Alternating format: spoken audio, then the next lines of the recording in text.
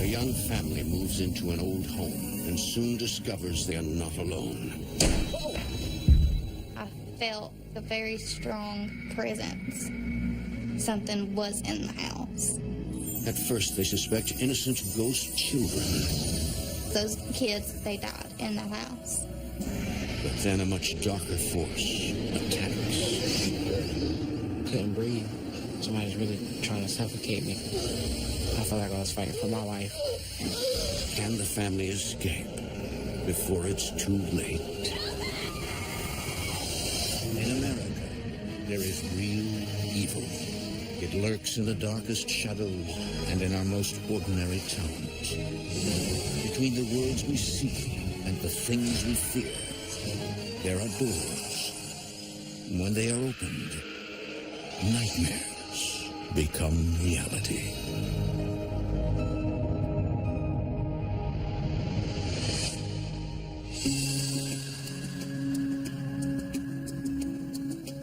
Nestled along the southern tip of the Appalachian Trail, Hampton, Tennessee is the kind of place hikers tend to pass through.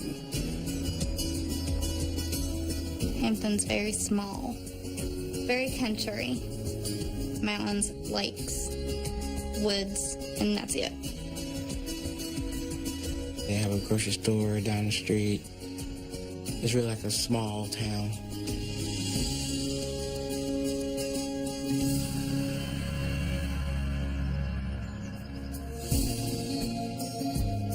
In October 2011, Amelia and Calvin Brady move into an apartment in a spacious old home in Hampton with their daughters, 5-year-old Sarah and 1-year-old Chelsea. It was an older house, built back in like the 1800s. The place was huge. What do you think? It's so big. It was very cheap. So we kind of just jumped on it. It was in a secluded area. It was quiet. The kids had yard space to play in. It was a perfect home for the kids. Calvin works maintenance at a nearby restaurant, while Amelia is a stay-at-home mom. I was really ready to start a family, especially when I met her. I don't know what it was. It was just something drew me to her. He was very caring. He kind of reminded me of my Prince Charming. We formed a family very quick. Come on, Sarah.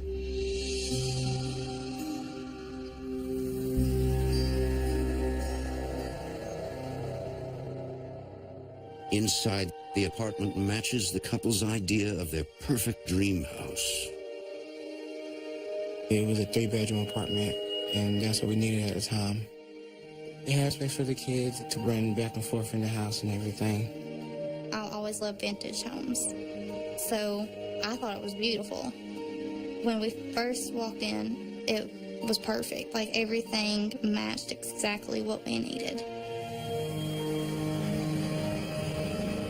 The apartment is located on the second floor of the old house and includes a porch. And while it's a nice feature to have, it also poses a risk.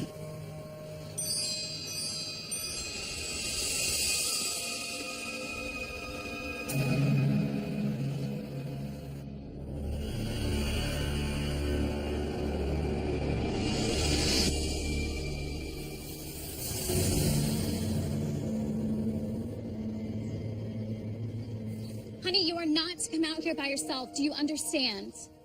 Come on.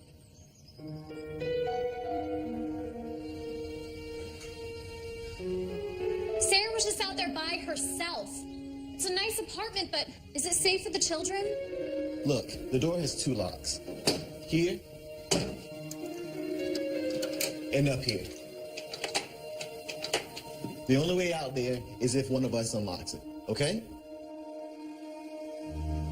I was like, okay, this can work because I can keep that locked. She cannot reach it, not even with a chair. While they've solved the problem at hand, there's no way they could guess what nightmares await their family.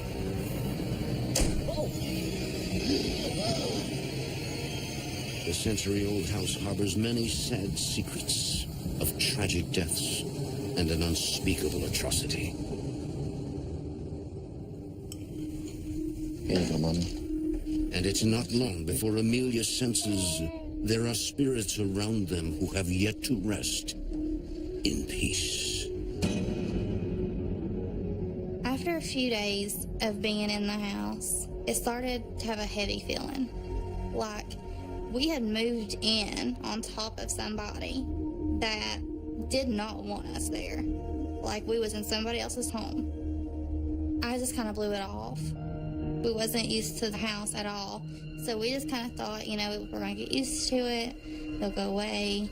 It did not go away.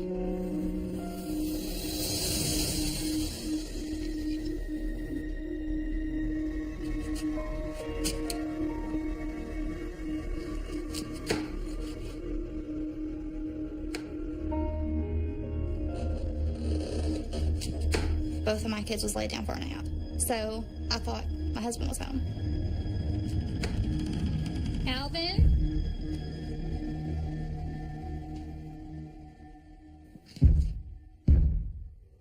Calvin?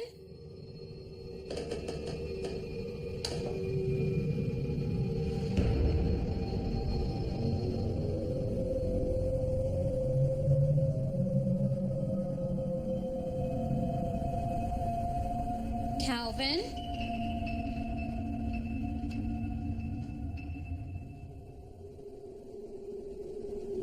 There was nobody there. I figured, you know, it's an old house. It could be animals that was in the chimney or the walls cracking. I didn't know.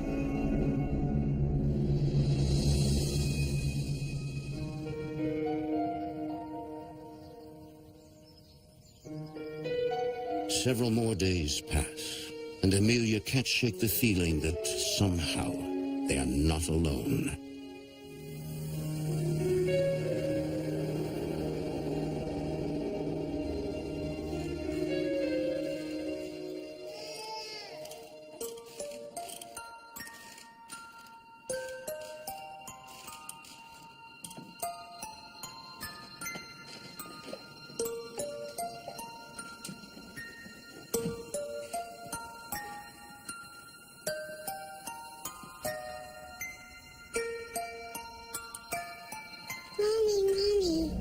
I heard a little voice, and I felt a tug on my shirt. Yes, Sarah? Amelia hears the same voice again, this time more insistent. Mommy, Mommy, Mommy.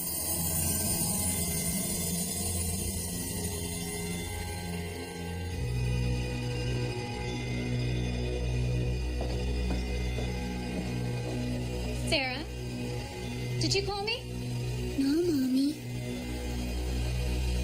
I know that I heard a little child call me Mommy. What is it? Random creaks and knocks in an old house is one thing, but a child's voice is harder to explain. Nothing. Dinner will be ready in 15 minutes.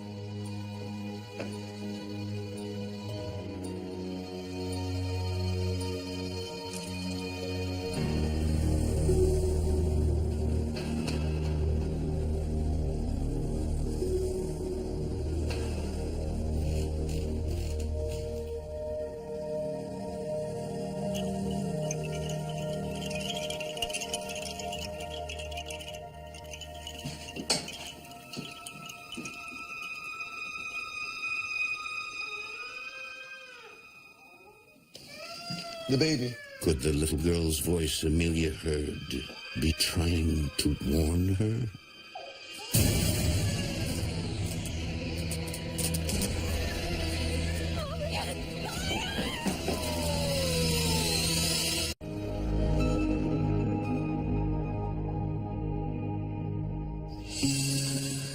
In 2011, the Brady family moves into the top-floor apartment of an early 19th century house located in the small town of Hampton, Tennessee. Hey, thank you, Mama. Thank you. For the young couple, the huge apartment at an affordable rent seems too good to be true. Are you gonna help us clean up? You helping us clean up? It was roomy, had room for each and every one of the kids. The space was terrific. The rooms were just the right size. But just days after moving in, Amelia begins hearing sounds.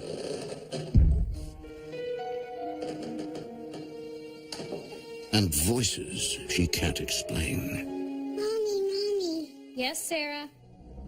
Mommy.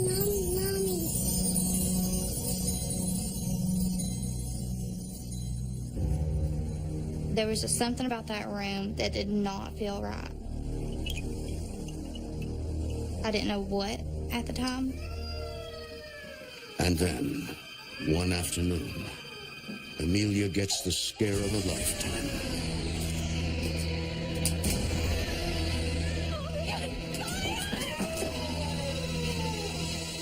I just turned the corner, there she was, and there was the heater.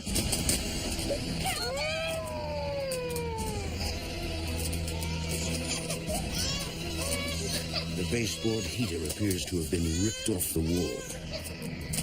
I know for a fact Sarah was not strong enough to forcefully pull that heater off the wall. There was no way. None whatsoever.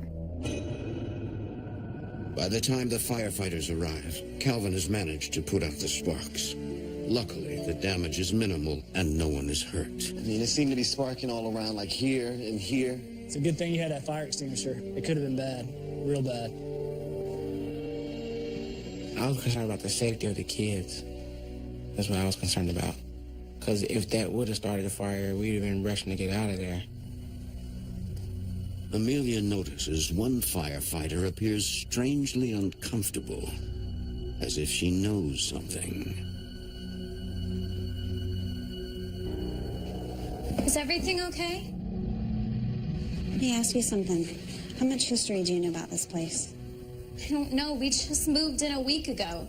She said, "You don't know what happened here." And I said, "No."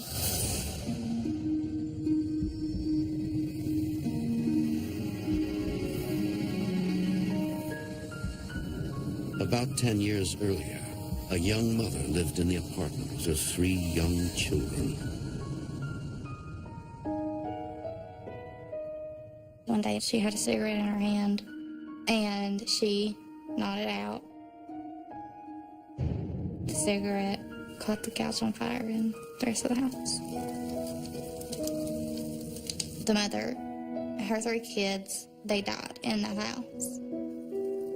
2 of the children were found in a back bedroom, and the 3rd in a closet. I've probably felt every emotion. I was sad. I felt bad for the kids to hear what they went through. Yeah, it really is tragic. You get to thinking, like, that could have been, it couldn't happen to us. Several days pass, and the Brady family tries to put the strange events behind them. They repair the girls' bedroom so it's as good as new. But Amelia can't get the story of the fire and the victims out of her head. It was weird to just think something like that happened in a place that, you know, we're trying to make a home. We didn't feel right about the place then, after we found that out. A few days later, Amelia hears Sarah talking to someone in her bedroom. Look at the baby. She's like big for me. These are my dolls, see? You can play with them if you like. At first, Amelia is not concerned. She had just moved away from some of her friends. I figured she was, you know, coming up with an invisible friend. But suddenly, Sarah's playmate doesn't appear to be so friendly. Leave me alone. Quit it. Her voice changed, like she was getting upset. Stop. Go away. Sweetie, is everything okay? Mom, tell them to leave me alone. Tell who to leave you alone? The kids. What kids? The kids that come out of the closet.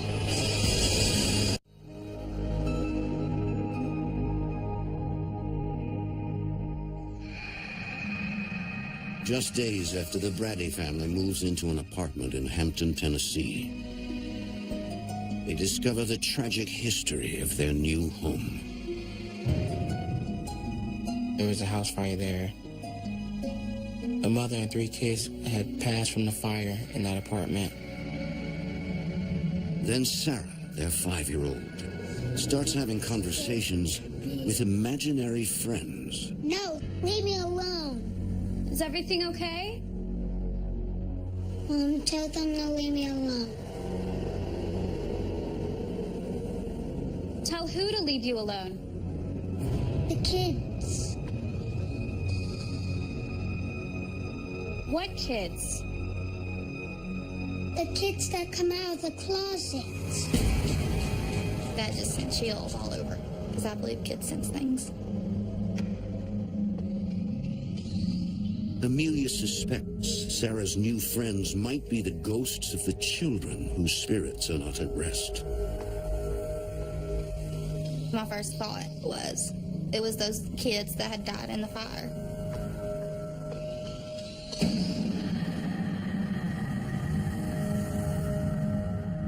Suddenly, for Amelia, the strange occurrences and mysterious voices in her new home make sense. Mommy. Yes, Sarah? I was starting to come to terms that we were not alone. I felt a very strong presence. Something was in the house. I've always been a very firm believer of paranormal.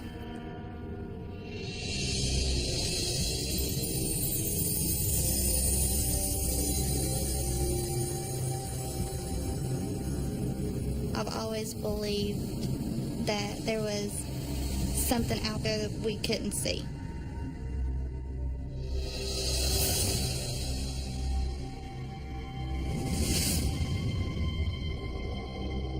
Later that night, Amelia tells Calvin she believes their apartment is haunted.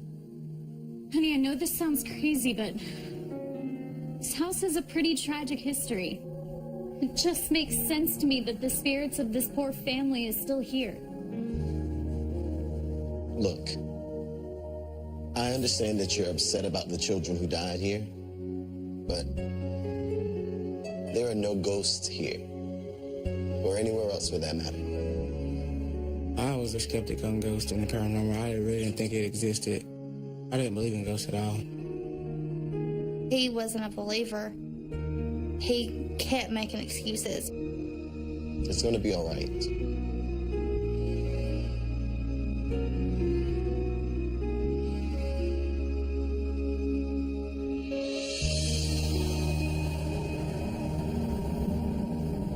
The next day, Calvin's hard stance is put to the test. Hey, Amelia, come home. Amelia?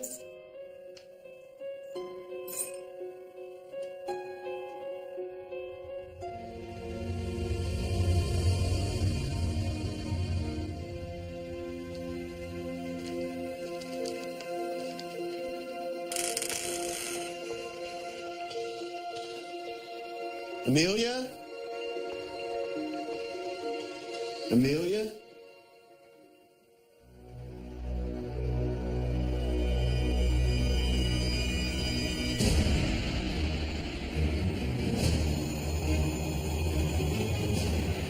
The figure was more of a male's figure, and it was just real dark.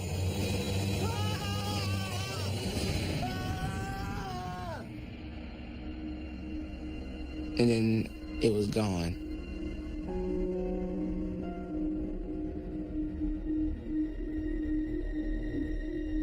For the first time in his life, Calvin is faced with the possibility that the paranormal is real.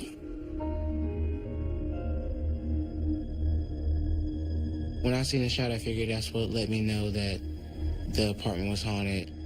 I was terrified. I didn't tell Amelia because I didn't want to get her more startled or scared.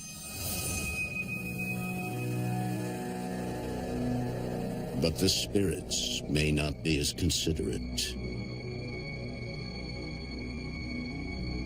several nights later.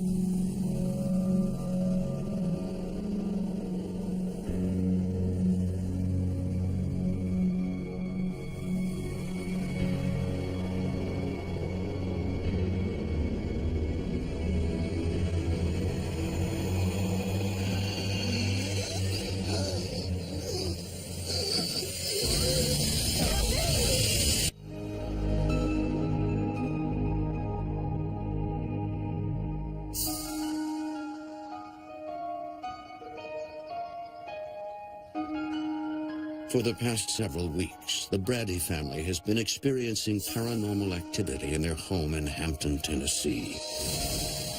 After hearing stories about a tragic fire that took the lives of a mother and her 3 children, Amelia believes her daughter Sarah has made friends with the ghosts of the deceased children.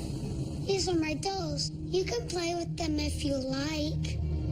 I started to think that the house was haunted with kids because my oldest started talking and playing with stuff that wasn't there.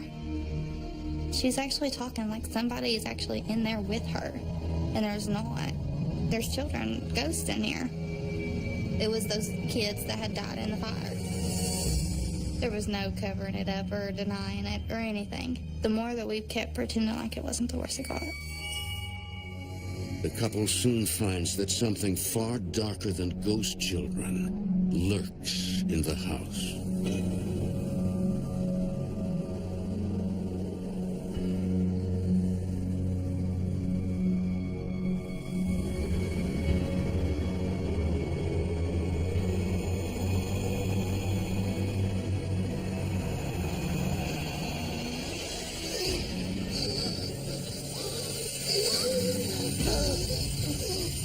When I came out of the nightmare, I felt like I was fighting for air. Couldn't breathe. It was something sitting on me. It was like a massive pressure on my chest. It's where somebody was really trying to suffocate me. I felt like I was fighting for my life.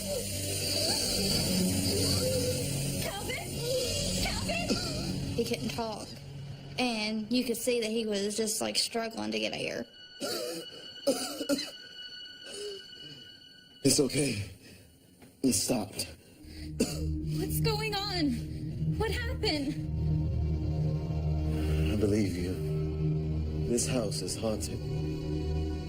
But I don't think it was a child that did this. There's something else here. I was terrified. For me, my husband, my kids. I didn't know what that spirit was capable of. Calvin is also afraid, not for himself, but for his family. If I'm fighting for my life and something happens to me, that just leaves them abandoned and nobody there to help take care of them.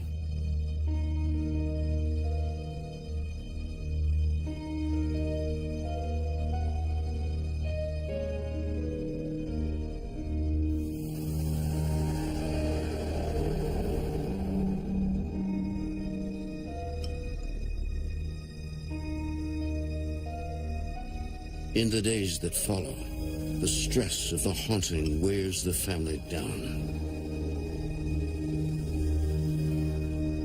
We both felt powerless. We can't fight something that we can't see. I mean, it sees, hears, watches us, but we cannot see or hear it. We didn't know what to do.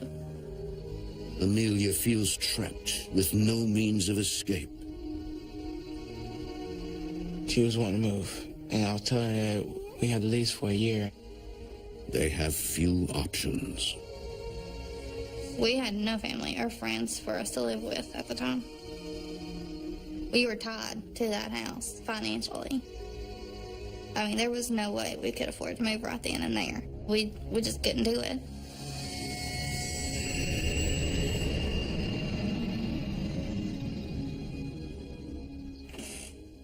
Soon after, Amelia thinks she has some alone time.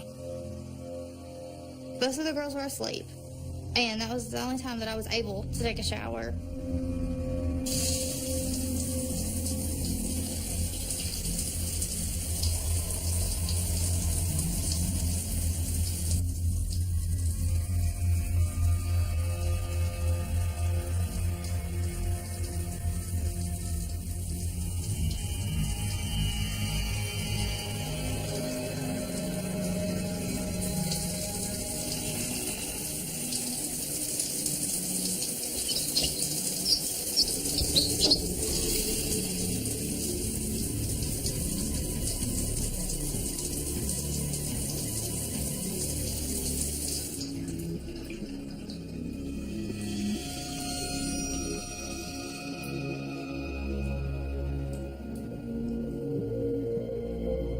Suddenly, Amelia gets a terrifying message clear as day from beyond.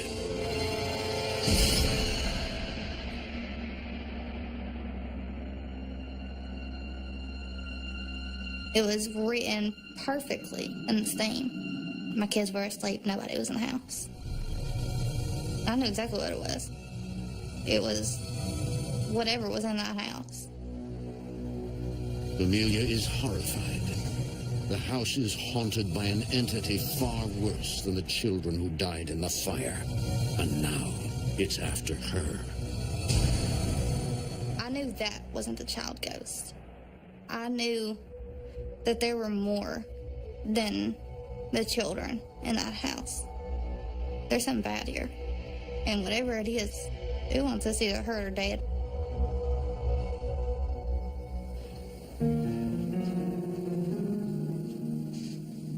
The family decides to go into protection mode and make sure no one is ever alone in any room of the apartment. We started sleeping in the living room from then on. And I kept an eye on them through the night.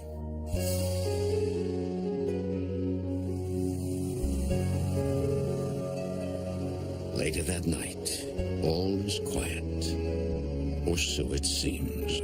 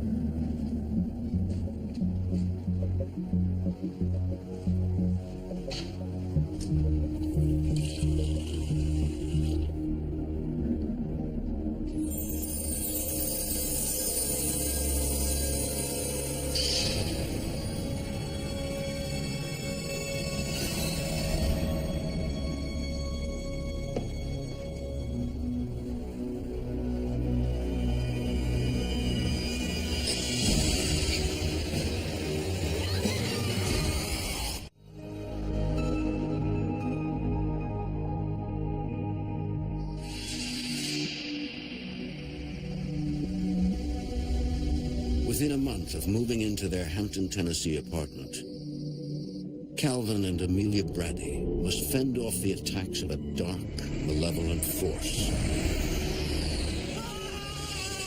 After I seen the shadow figure, that's when things started happening to me. I was fighting for air. I was fighting for my life. Its motives are unknown, but its message is clear.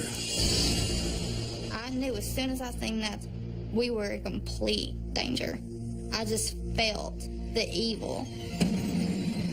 Then one night, Amelia sees it too.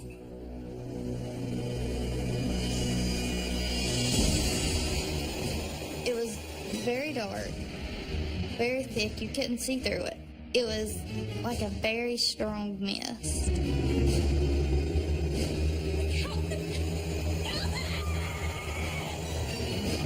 What is it? It looks awful.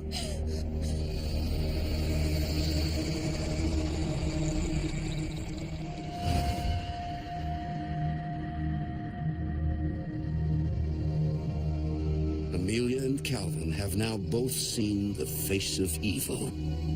With nowhere else to turn, Amelia contacts Paranormal Technology Investigations in nearby Jonesboro, Tennessee. When she started telling me the claims of her activity, they were pretty unbelievable. Yeah, in my mind, I was pretty positive they had a haunting, but I wasn't for sure what level of haunting they had yet. It just finally felt good to talk to somebody, for somebody to say, okay, we're going to come help. I mean, just those few words just relieved me.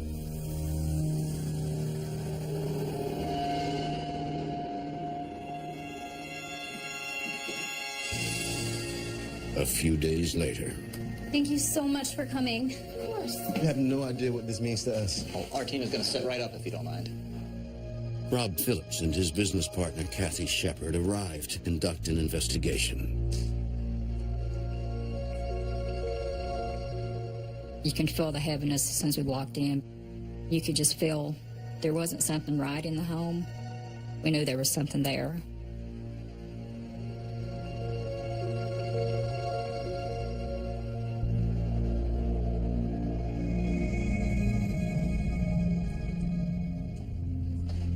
We did some investigating into this house, and we found something very interesting.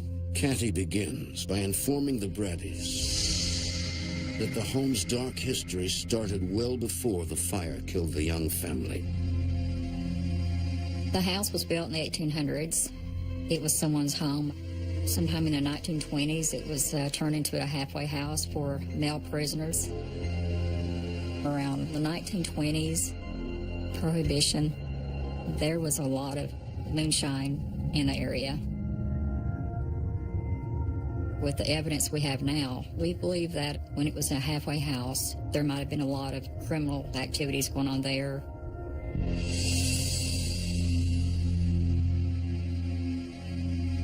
When it was a halfway house, there was a man shot and killed at the home. Negative energy can definitely stir up paranormal activity.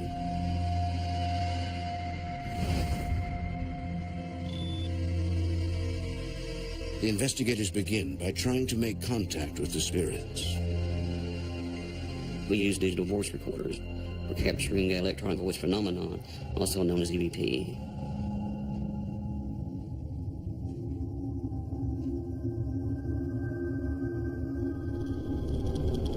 If there's anyone here that wants to communicate, can you please give us a sign? Did you die in this house? Was there a fire? Can you tell me your name?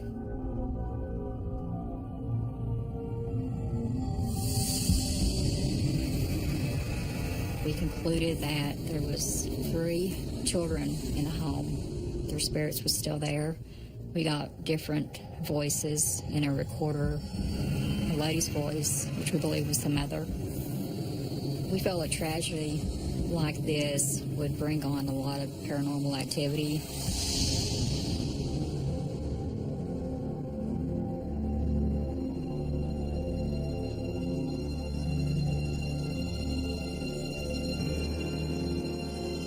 Can you tell us your name? Do you live here?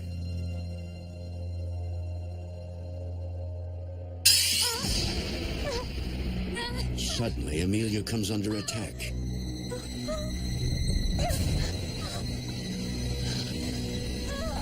I felt a burning sensation on my back.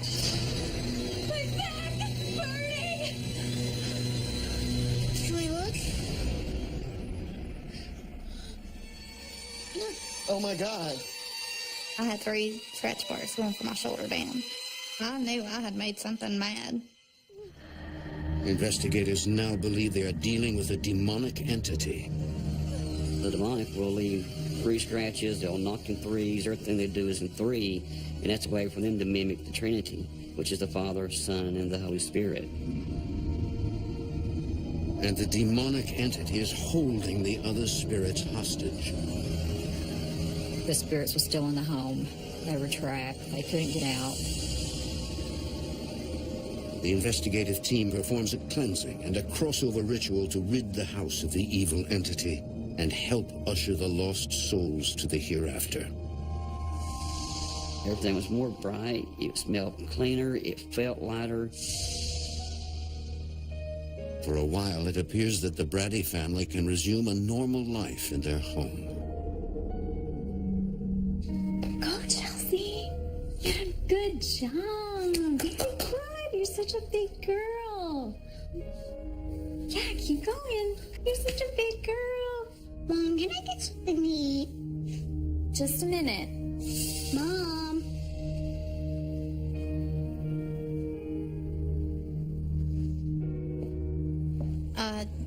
Just had a feeling, and when I looked at the door, I seen her out there on the balcony. Chelsea! I panicked. I immediately panicked. Chelsea? Chelsea!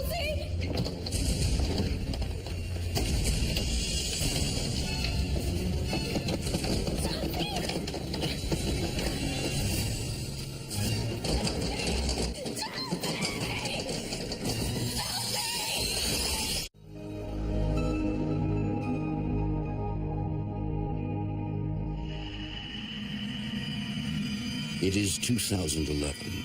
Leave me alone. The Brady family has been experiencing paranormal activity in their Hampton, Tennessee apartment.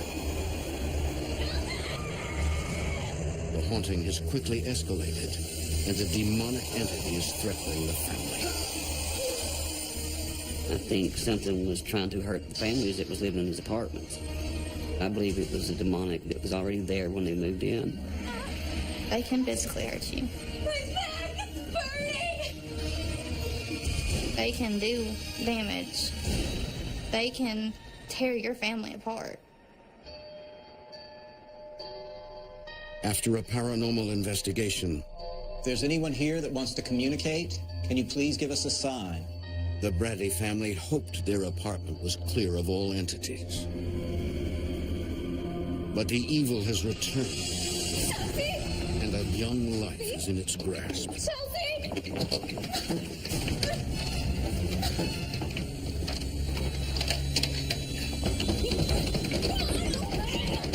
There was no way. She unlocked the door, opened it, and locked it back. I knew that whatever was in that house did it. I knew whatever was in that house put her on that balcony and locked her out. The door wouldn't open. It was like somebody had it on the other side.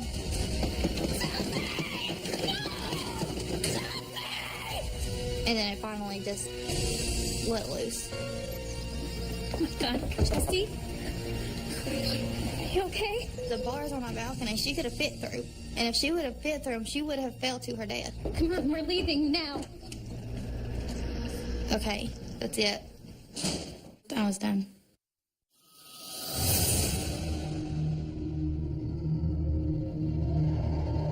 It appears the evil entity inside the apartment was not expelled, as investigators had hoped. We felt, being that this was an apartment complex, that the demon went somewhere and hid inside of another unit. When Amelia called me, I advised her that they needed to just move. We needed to get them out as soon as possible. I didn't care about my lease. I didn't care about the money. I didn't care about nothing. I have to protect my children. One of the paranormal investigators volunteers to let them stay with her while they search for a new home. With their children safe with their grandmother, Amelia and Calvin quickly pack and move out of the apartment. Is that everything we need right now? I think so.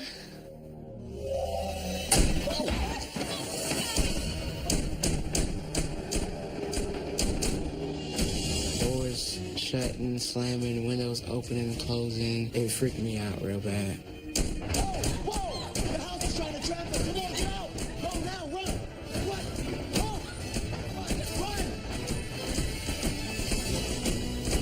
I felt like I was a prisoner that had just broke free. Like I was chasing and running for freedom. And I was going to grab it and go. Come on, let's go. Come on. You get in the car. Come on, Amelia. If we wouldn't have got out at that time, something else probably would have happened, and it probably would have been worse. I was beyond done. Drive! Go! Go!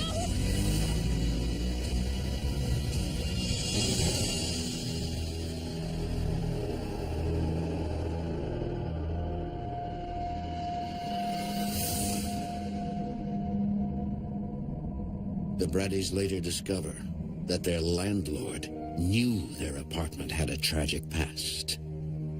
He laughed and said that by law, he don't have to tell me anything unless we are actually buying the home.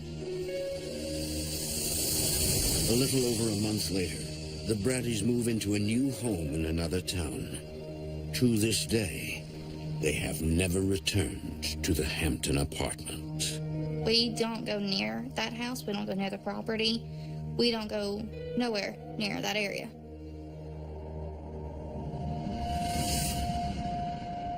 Life's pretty good, actually. We're not stressful. We're not worried about anything. I still look over my shoulder every now and then just to make sure. I just try to take it day by day. In some weird way, I think that house is what kind of made us stronger. It made our relationship stronger. It still lingers. I don't think I'll ever put that whole experience behind me. I still don't sleep in the dark. I don't walk in the dark. I don't know if I ever will again.